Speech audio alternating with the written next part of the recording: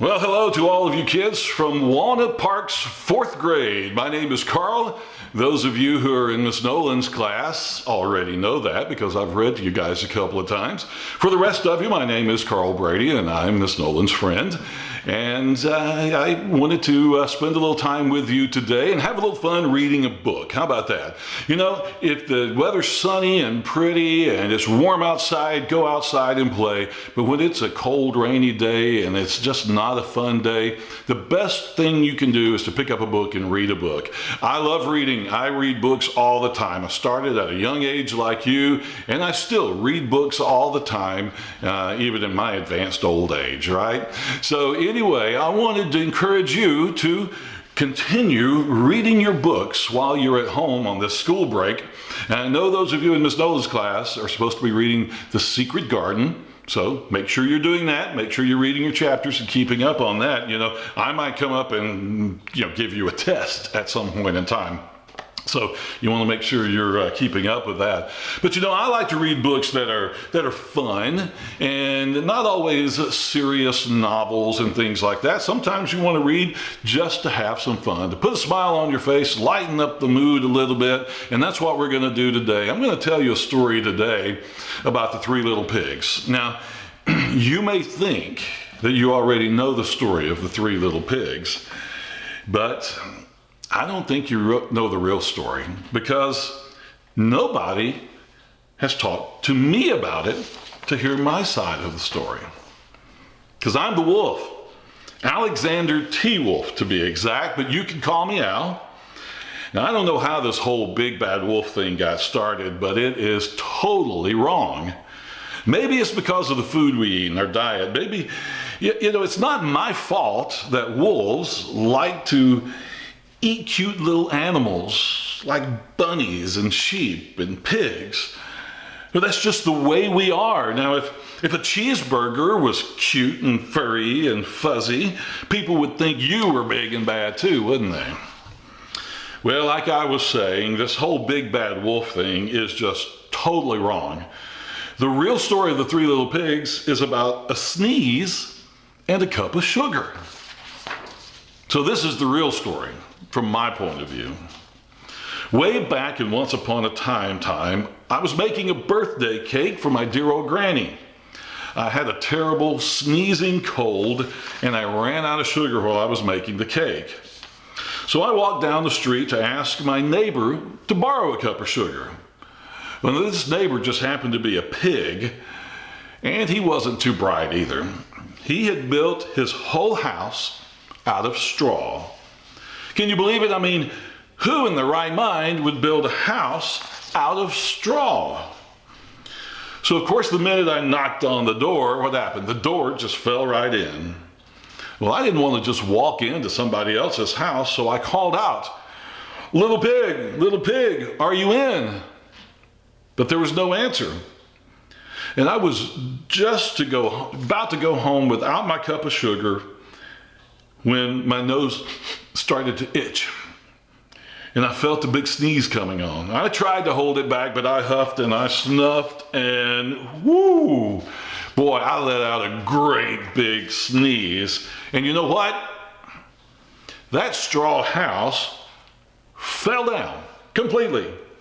And right in the middle of that pile of straw was the first little pig, dead as a doornail. He had been home the whole time, but he didn't answer me. Well, it seemed like a shame to leave a perfectly good ham dinner lying right there in the straw, so I ate it. Well, just think of it as a big old cheeseburger lying there. You'd do the same thing, weren't you? Well, I was feeling a little better after that, but I still didn't have that cup of sugar, so I went to the next neighbor's house. And this neighbor was the first little pig's brother. And he was a little bit smarter, but not by much. He had built his house out of sticks. So I rang the bell on the stick house, but nobody answered. So again, I called out, Mr. Pig, are you in? And he yelled back, go away, wolf. You can't come in. I'm shaving the hairs on my chinny chin.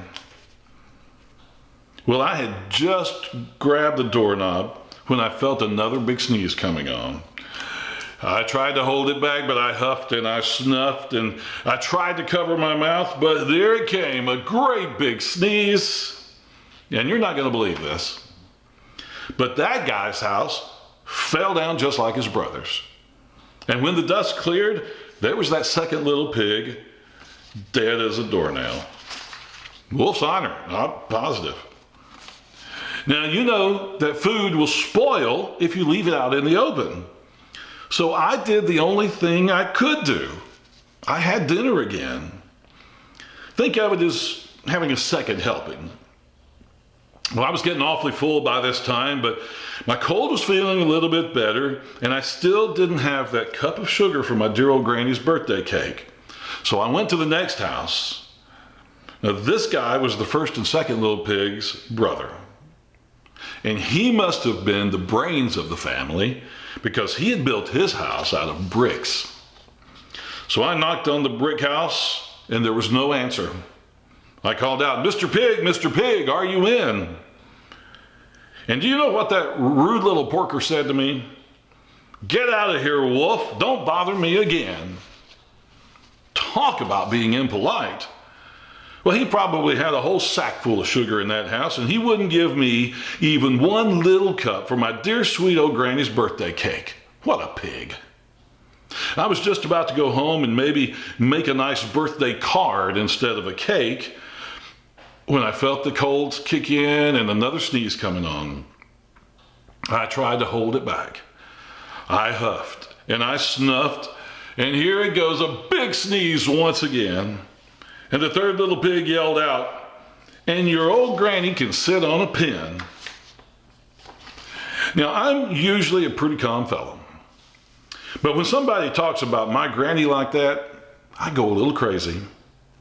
When the cops drove up, of course, I was trying to break down this pig's door, and the whole time I was huffing and puffing and sneezing and really making a scene. Well, the rest, as they say, is history. The news reporters found out about the two pigs I had for dinner, and they figured a sick guy going to borrow a cup of sugar didn't sound very exciting. So they jazzed up the story with all that huff and puff and blow your house down stuff, and they turned me into a big bad wolf. And that's it. The real story is I was framed.